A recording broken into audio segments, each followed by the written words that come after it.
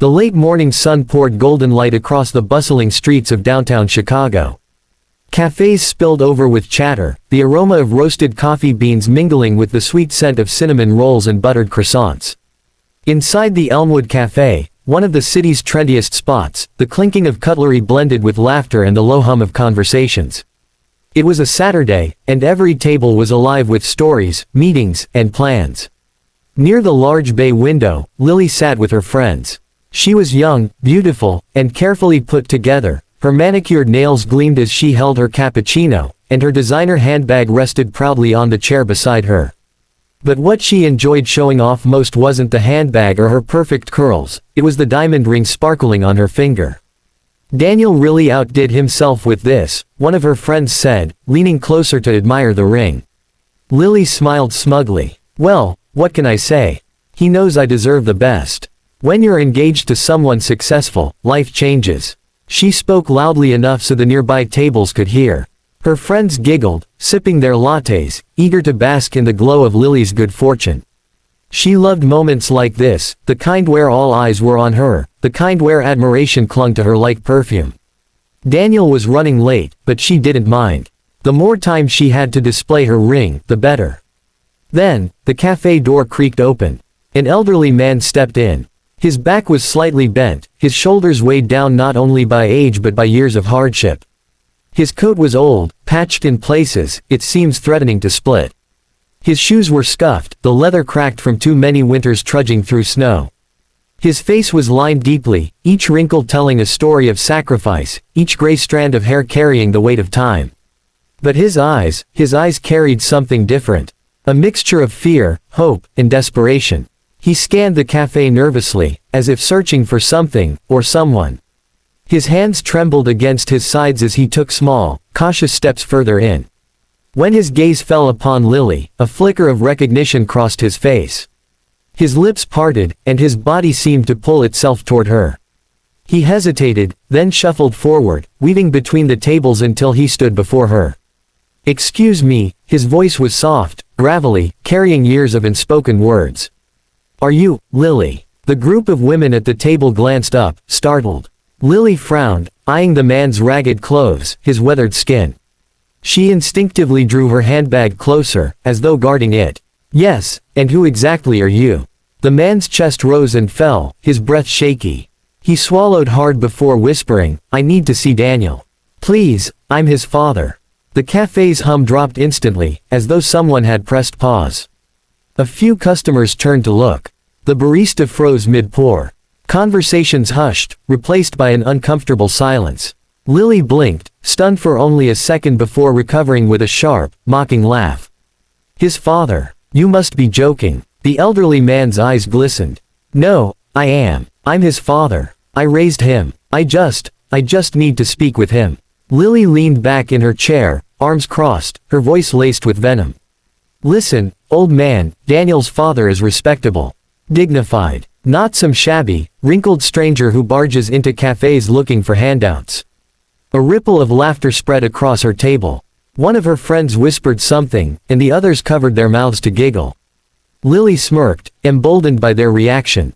The man flinched but stood his ground. I worked every day of my life for him. I may not look like much now, but I am his father. Please, I just want a moment with him." His voice cracked with desperation. His hands, calloused and trembling, reached forward slightly as though trying to bridge the distance between them. But Lily recoiled, her disgust sharp. "Don't you dare come near me. Do you think I'm stupid? Daniel's father would never dress like a beggar. You're probably just some scammer who heard about him and wants money. That's what this is, right? You want money." A hush swept over the cafe again. People shifted uncomfortably in their seats. Some stared at Lily in shock, others stared at the old man with pity. The old man's lips quivered. His face, lined with decades of sacrifice, looked utterly broken in that moment. His voice trembled as he tried again, louder this time, the words clawing out of his chest like a final plea. "I'm your father." The cafe froze. The words carried such raw anguish, such undeniable sincerity, that even the air seemed to hold still. His eyes brimmed with tears, his body shivering from a mixture of shame and heartbreak. But Lily only sneered, her pride drowning out any trace of compassion. Pathetic. Absolutely pathetic. You should be ashamed, pretending to be something you're not. Do you know how embarrassing this is, for me, for Daniel? Get out. Leave before I call security. Her voice rang through the cafe like a whip. The old man's head bowed. Tears rolled down his cheeks, disappearing into the rough fabric of his coat. He had endured years of hardship in silence, but this humiliation cut deeper than any hunger, colder than any winter night. For a moment, he looked as though the weight of the world might finally crush him. The customers whispered among themselves, some shaking their heads at Lily's cruelty, others too uncomfortable to intervene. The barista bit her lip, torn between compassion and fear of getting involved. Lily sat tall, arms crossed, satisfied with herself. To her, this was just another obstacle to sweep aside, another chance to remind the world she was above people like him. She had no idea that behind her, at that very moment, Daniel had pushed open the cafe door.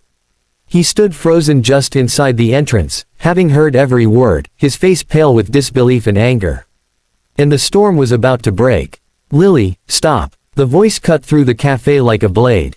Firm, steady, and unmistakably familiar. Every head turned toward the entrance, where Daniel stood frozen, his hand still on the door, his expression caught between fury and heartbreak. His tall frame seemed to tower over the moment, his sharp suit and polished shoes starkly contrasting with the trembling old man who stood only a few feet away. The old man's eyes widened. Daniel, he whispered, his voice breaking, half in relief and half in shame. Daniel's chest heaved as though he had sprinted miles. He had heard enough, more than enough. His steps were fast, almost desperate, as he crossed the room, brushing past stunned customers. Without hesitation, he dropped to his knees in front of the frail figure.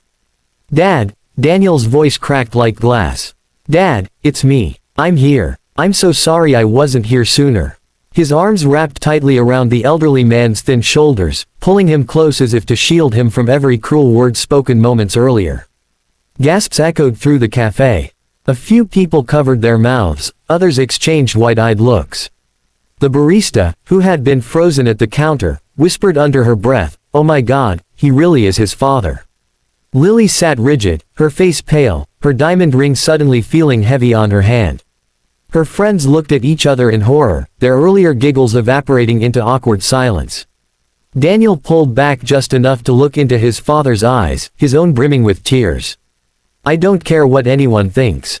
You're my father. You'll always be my father." The old man, voice trembling, stammered, I didn't mean to embarrass you, son. I only wanted to see you. To make sure you were happy. I thought maybe I could." His words faltered, choked by emotion. "You could what?" Daniel asked softly, his forehead pressing to his father's. "Maybe I could still be part of your life," the man whispered. Daniel's grip tightened. "You'll always be part of my life. You're the reason I have a life.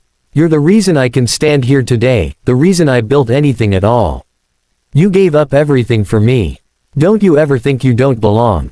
The cafe remained hushed, the weight of the moment pressing down on every soul present. Then Daniel turned. His expression hardened as his gaze landed on Lily. His voice, low but sharp, carried across the room. "You." Lily flinched, her lips parting, but no words came out. "You humiliated him," Daniel continued, his tone trembling with anger. "The man who raised me, who worked 2 jobs, who skipped meals so I wouldn't go hungry, who walked miles through snow so I could have an education.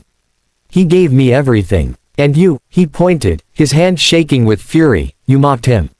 Laughed at him. Dismissed him like trash." Lily's throat tightened. "Daniel, I didn't know, I thought he was just."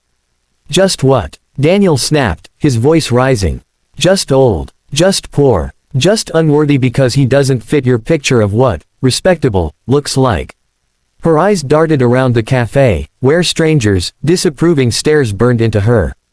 The walls of her pride were crumbling fast. "Daniel, please," she whispered, trying to sound gentle, almost pleading. "I didn't mean any harm. If I'd known. If you'd known he was rich, or if he wore a suit like mine, then you would have respected him, right?" Daniel's words cut deep. "But because he looks worn, because life shows on his face, you treated him like dirt. That tells me everything I need to know about you." Tears welled in Lily's eyes, not out of regret for her cruelty, but out of fear of losing the life she had flaunted. I love you, Daniel. Don't throw this away over. Over what? Daniel interrupted sharply. Over the man who gave me breath. Over the man whose hands are rough because he built my future with them.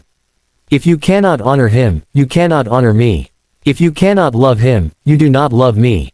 His voice echoed in the cafe. A couple at a nearby table clapped softly in approval. Another customer shook their head, whispering, good for him. Lily reached out, her voice cracking.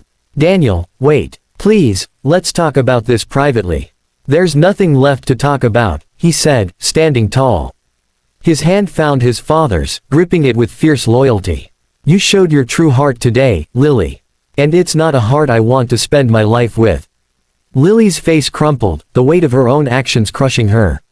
She slumped back in her chair as her friends sat silently, wishing they could disappear. The diamond ring that once shone like victory now felt like chains around her finger.